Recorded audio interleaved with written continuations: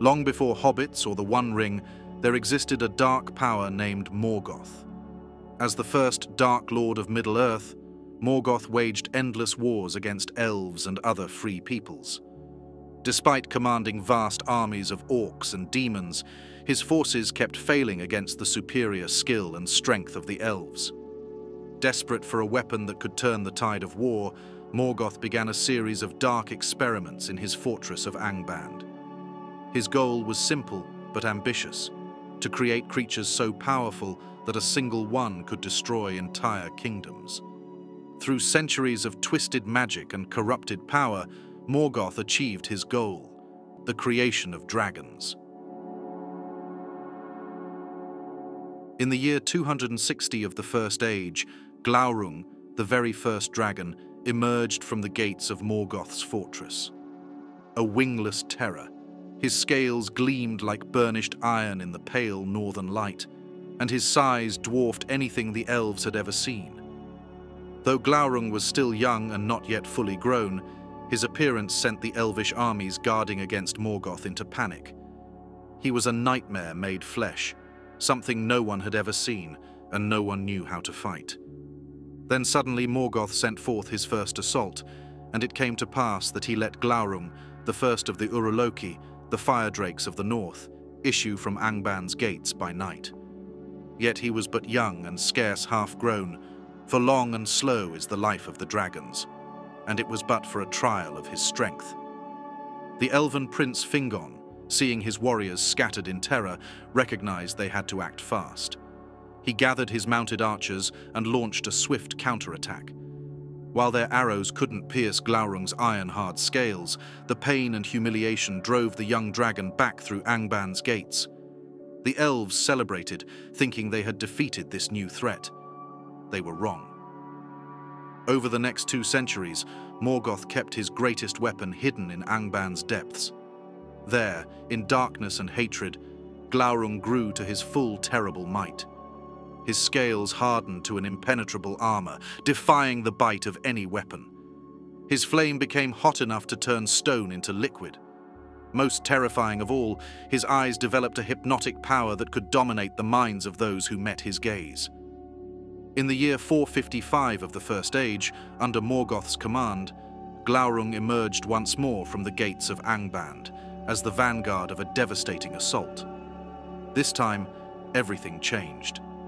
The dragon's roar shattered the pre-dawn silence as flames poured from his mouth, so hot that it melted the strongest fortifications of the Noldor, reducing their proud defenses to molten ruin. Behind the dragon came Morgoth's armies of orcs and dark creatures, turning a devastating surprise into a full-scale invasion. This battle would become known as the Battle of Sudden Flame, marking the first time dragons proved decisive in war. In the front of that fire came Glaurung the Golden, father of dragons, in his full might. And in his train were Balrogs, and behind them came the black armies of the orcs, in multitudes such as the Noldor had never before seen or imagined. As the flames spread across the battlefield in an unstoppable tide, nothing was spared. The fair plains of Ardgalan, where the elves had camped for centuries, transformed in minutes, forever after known as Anfauglith, the gasping dust. In the smoking ruins, Morgoth stood in triumph, knowing his enemies had tasted the power of his greatest weapon, and their despair would only grow. Morgoth was pleased, for Glaurung has proven its might in battle. But he wasn't content. One dragon, no matter how powerful, was only the beginning. In his dark fortress, more dragons were growing, evolving, and soon they would change the nature of warfare forever. What could be more terrifying than a dragon that could burn armies and melt stone? The answer would soon darken the skies of Middle-earth itself. In his fortress of Angband, the Dark Lord began new experiments, pushing the boundaries of his dark creations. Strange sounds echoing from Angband's deepest pits, the screech of leather against air, the crash of failed attempts, and finally, the beat of mighty wings. Thus were born the first winged dragons. But Morgoth kept his winged creations hidden, perfecting them in secret. For centuries, the Dark Lord bred and trained these lethal weapons, waiting for the perfect moment to unleash them. In 545 of the First Age, after centuries of defeat and suffering under the Dark Lord's reign, the elves made their last desperate plea to the Valar. These godlike beings, who had shaped the world itself, finally answered their call. They gathered a vast host of Maiar, elves and men to march upon Angband and end Morgoth's tyranny once and for all. Thus began the Great War of Wrath, a devastating conflict that would rage for over 4 decades. The armies of the West laid siege to Angband, battling against Morgoth's endless hordes of orcs, balrogs, and other fell creatures. But it wasn't until 587 of the First Age, in the war's final days, that Morgoth unveiled his winged terror.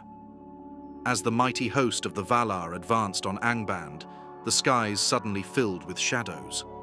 The armies of the West looked up in horror to see wings stretching from horizon to horizon, Morgoth's hidden weapons finally revealed. Even the Maiar among them, beings of great power themselves, stood in stunned silence at this new terror. These were no mere flying beasts. Each dragon carried the same devastating flame as Glaurung, but now they could strike from above. The battlefield tactics that had served the armies of the West for decades meant nothing in the face of this aerial assault. But even these terrors paled in comparison to what emerged next from Angband's depths. Ancalagon the Black, greatest of all winged dragons. Ancalagon wasn't just another dragon. He was a monster that dwarfed all others. His wings spanned across leagues, casting shadows that could cover entire kingdoms. When he rose into the air, the sun itself seemed to dim. Behind him came an entire army of winged dragons, but even they looked small compared to their massive leader. The war that followed reshaped Middle-earth itself. Ancalagon's dragon host descended upon the armies of the West like a storm of fire and shadow. Their flames turned the very air into an inferno, while their wings created gales that scattered entire armies. The Valar's forces, for all their divine might, found themselves fighting an enemy that could strike from any direction, at any moment. For days and nights, the battle raged across both earth and sky. The Eagles of Manwë, led by Thorondor their lord, engaged the dragons in aerial combat. Great wings clashed among the clouds as the mightiest flyers of Middle-earth fought for mastery of the skies. Below, the ground forces watched in terror as dragon fire and lightning lit up the heavens. Ancalagon himself proved nearly unstoppable. Any who dared approach him were either incinerated or swatted from the sky by his massive wings. The Valar's victory, which had seemed assured, now drowned in shadow. But hope came from an unexpected direction. Eärendil the mariner, sailing his enchanted ship Vingilot through the sky, challenged Ancalagon at the height of the battle. Upon his brow shone a Silmaril, one of the 3 great jewels that had sparked the wars of the First Age. Its holy light seemed to pierce the darkness that Ancalagon brought with him.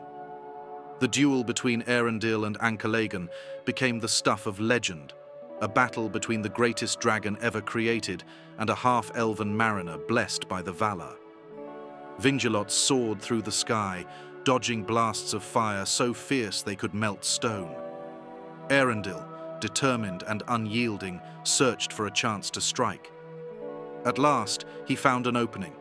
With a swift and deadly blow, Eärendil struck true, and Ancalagon let out a deafening roar. The great dragon faltered, his massive wings beating wildly as he plummeted from the sky and crashed into Thangorodrim with a thunderous impact, shattering the 3 towering peaks of Morgoth's fortress.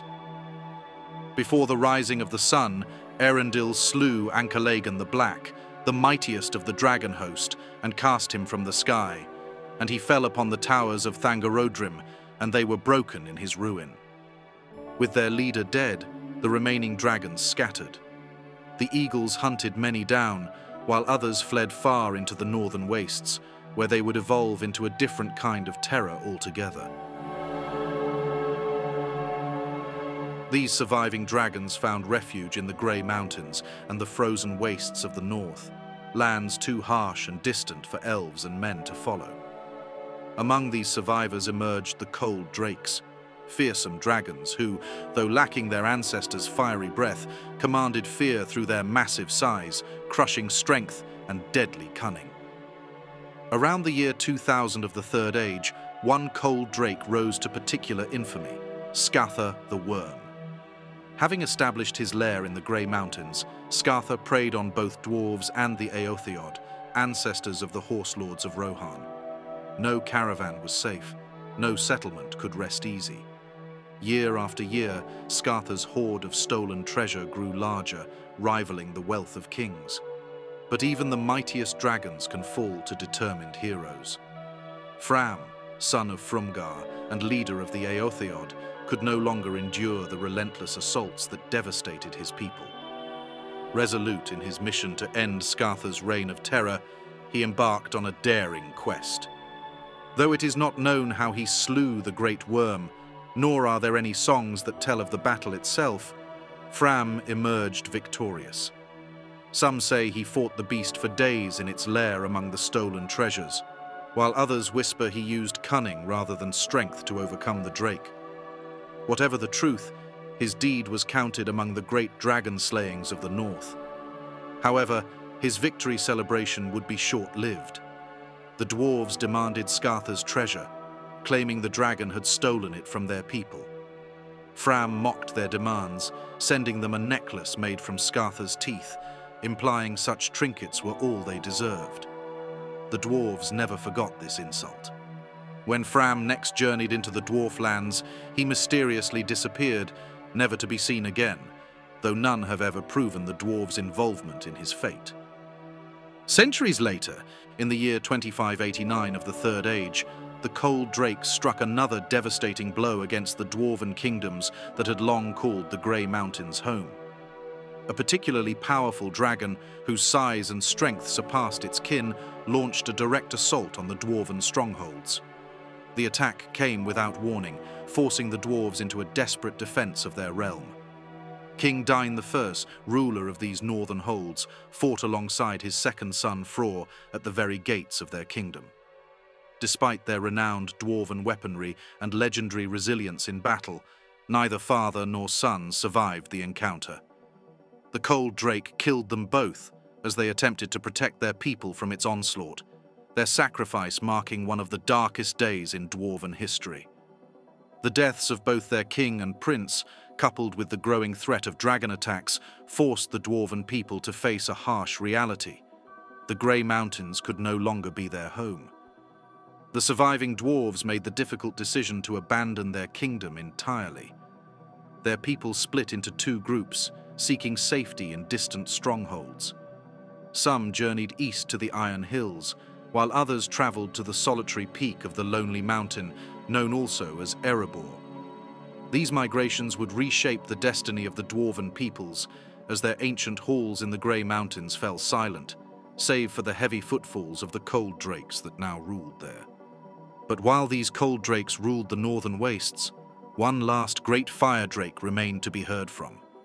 Soon, this dragon would remind the world that the Age of Fire wasn't quite over. His name would become legend, Smaug the Golden. In the year 2770 of the Third Age, a century after the dwarves had carved a new home in Erebor, their kingdom had become the richest in all the northern lands. Under King Thror's rule, they had built vast halls filled with gold, silver, and gems. The wealth of Erebor became legendary, drawing traders from all corners of Middle-earth. The nearby city of Dale flourished under this prosperity, becoming a center of trade and craftsmanship. A century of peace and prosperity had perhaps made them forget the ancient threat of dragonkind. While Cold Drakes still terrorized the Grey Mountains to the north, the dwarves of Erebor believed their mountain fortress, with its massive gates and deep halls, would keep them safe from any threat. They had grown confident, perhaps too confident, in their defenses and their wealth. The call of gold and precious gems again proved irresistible to dragonkind.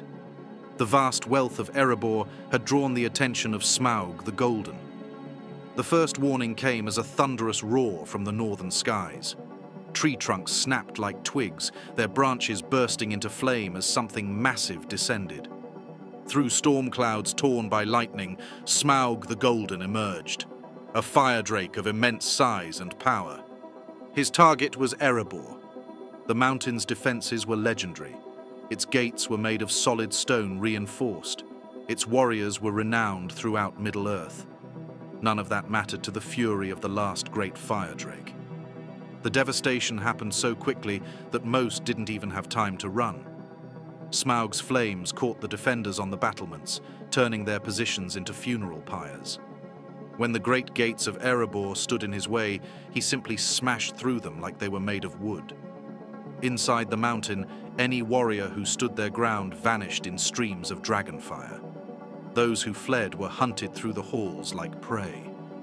The city of Dale, built in the mountain's shadow, faced destruction next. Its ruler, Lord Girion, was known for his leadership and the pride he took in his city. When Smaug descended from the northern skies, Dale's people were caught unprepared for such devastation. Girion led a desperate defense of his city in the chaos.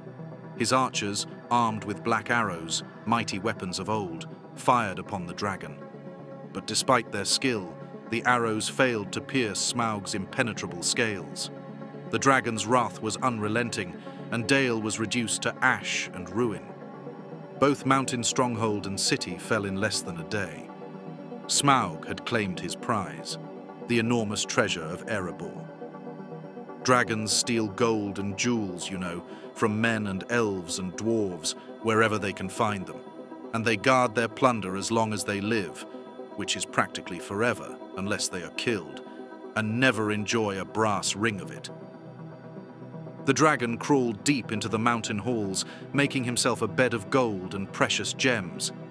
The heat of his body melted the metal until it molded to his massive form, his scales now encrusted with gems from sleeping on his hoard. In 2941 of the Third Age, a most unusual burglar crept into the dreaded Lonely Mountain. His name was Bilbo Baggins, a hobbit from the distant peaceful land of the Shire, who until recently had never dreamed of such adventures. It was the wizard Gandalf the Grey who had appeared at his door one spring morning, bringing with him 13 dwarves led by Thorin Oakenshield. Their quest was both noble and dangerous, to reclaim their ancient kingdom of Erebor, which had been seized by the Smaug 2 centuries ago. Gandalf believed that this small, quiet creature might provide the stealth their mission desperately needed. While exploring the vast treasure halls on his first scouting mission for Thorin's company, Bilbo first glimpsed the terrible sight that awaited him: the dragon Smaug, sleeping atop his massive hoard. Though terrified, duty compelled him to return multiple times to gather intelligence about their foe. In that moment of careful observation, he noticed something crucial: a bare patch in Smaug's diamond-hard scales just above the left breast. Later, Bilbo engaged the dragon in conversation, a deadly game of riddles that few had survived. The hobbit's cryptic words planted seeds of suspicion in Smaug's mind. Between his scouting missions, Bilbo stole a golden cup from the vast treasure, though it was his riddling conversation, more than the theft itself, that truly provoked the dragon's wrath. Smaug burst from the mountain in a vengeful fury, fully convinced that the Lakemen had aided these intruders. He soared toward Lake Town, a settlement built entirely on wooden platforms over the water. As the dragon rained fire from above, the townspeople could only watch their homes crumble and burn. But one man stood ready: Bard the bowman, descendant of Lord Girion of Dale. Bard carried the last black arrow, passed down through generations since Dale's fall. With his final arrow, Bard took aim at the dragon's chest. The black shaft found its mark in that single bare patch. The greatest dragon of the Third Age plunged from the sky, crashing through Lake Town in his death throes, ending 2 centuries of terror in the north. The influence of dragons can be seen in every corner of Middle-earth. The dwarves never again built a fortress without massive water reservoirs to fight fire. Their gates were designed to withstand the strongest impacts. Every dwarf child learned to fear and respect the worms of the north, a lesson written in the blood of too many fallen kingdoms. The men of the north taught their children to watch the skies, passing down both warnings and battle tactics through generations. Even in distant lands like Gondor, military architects designed their fortifications thinking about aerial attacks. The elves preserved deep knowledge of dragons in their songs, recording not just their physical terror, but their ability to dominate minds. But a question remains. Did all dragons truly vanish with Smaug's death? Stories persist of worms sleeping in the northern wastes. Cold drakes might still lurk in forgotten caves, waiting for the right moment. Some say dragonkind merely slumbers, ready to rise again when Middle-earth least expects it. What do you think? Could some of these ancient terrors still exist, hidden in the far corners of the world? Share your thoughts in the comments below, and remember, not all those who slumber may stay asleep forever.